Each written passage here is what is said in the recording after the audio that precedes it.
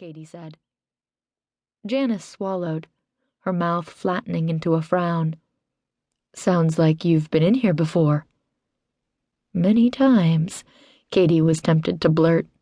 She and her late husband, Chad, had tramped through the cold, uninviting place on dozens of occasions during the 4 years they'd saved to buy it.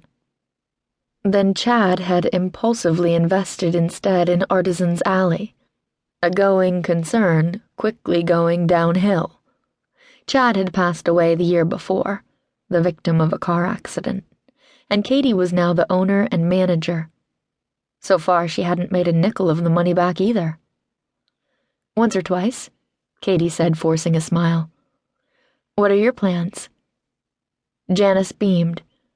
We hope to open the Grand Victoria Inn in about 3 months. A very ambitious plan, considering the state the building was currently in. We'll have 7 guest rooms to start. The property comes with plenty of acreage to add guest cottages if we do well. Katie had planned an extensive garden refit, perfect for outdoor weddings and corporate picnics. And if the weather didn't cooperate, she figured she could always tent such affairs. And she'd wanted a white-painted gazebo at the far end of the yard, flanked by a lovely cottage garden, with lots of pink and white cosmos. Janice's eyes glowed with pride.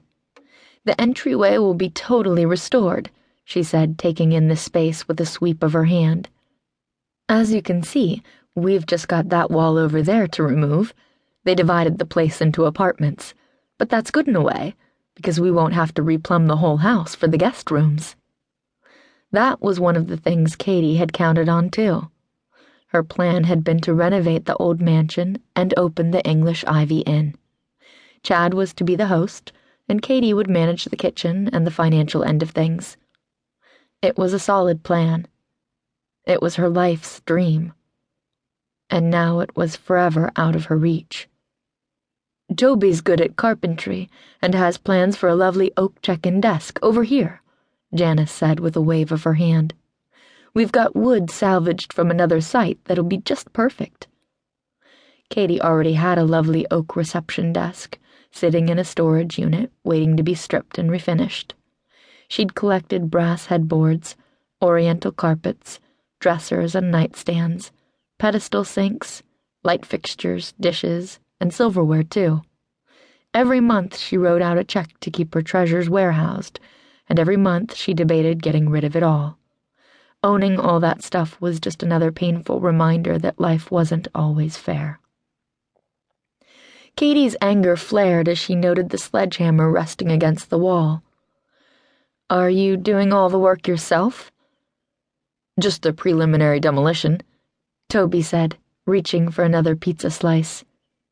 It'll save 3 or 4 grand that we can better use elsewhere. There is a certain satisfaction in taking down a wall, especially when you can already visualize how perfect the space will be, Janice said. She laughed. I've spent the last few months decorating this house in my mind.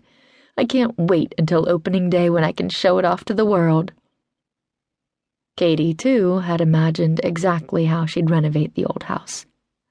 Replacement newel posts for the staircase, frosted glass sconces on the walls, delicate rose-patterned wallpaper, chair rails and crown molding. For years, she'd longed to swing a sledge and take out an extraneous wall or two. She picked up and hefted the tool, nearly staggering under its weight. Would you mind if I took a whack at that wall, just for fun? Go for it, Toby said, grinning. He put down his pizza, grabbed a pair of work gloves, and accompanied Katie to the wall. I'd better cover the pizza, Janice said. We're taking down the plasterboard first, then we'll yank out the studs. It's not a load-bearing wall, Toby said, handing Katie the gloves and a pair of safety glasses. That she already knew. Many an evening she'd pored over how-to books in anticipation of applying her own brand of sweat equity to the place. Toby, or Janice, had already removed the baseboard molding at the bottom of the wall, leaving a 3-inch gap that had never seen a coat of paint. An odd, gummy dark stain marred the middle of that section of pristine plasterboard. Katie donned the gloves and